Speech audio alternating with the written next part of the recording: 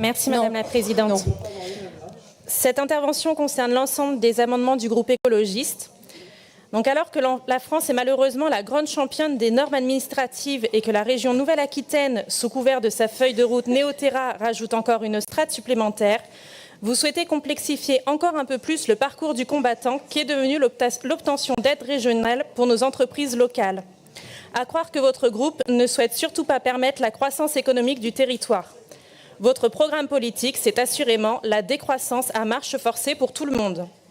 Lorsque vous proposez dans un amendement de développer une sylviculture raisonnée ou une pêche raisonnable, cela sous-entend clairement que vous attaquez et méprisez les pratiques actuelles de ces filières, tout en tentant de leur imposer de nouvelles normes presque impossibles à tenir pour obtenir des aides régionales.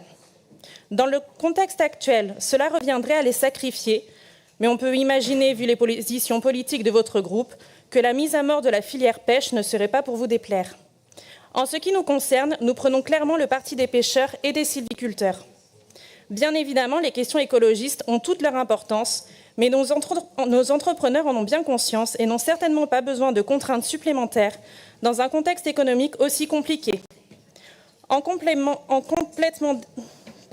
faisant cette demande, les élus écologistes démontrent simplement qu'ils sont complètement déconnectés de la réalité. À l'inverse, les entreprises françaises réclament de manière urgente un choc de simplification administrative, ce que le gouvernement macroniste est totalement incapable de faire. Nous voterons donc évidemment contre tous ces amendements. Merci. Juste peut-être vous rappeler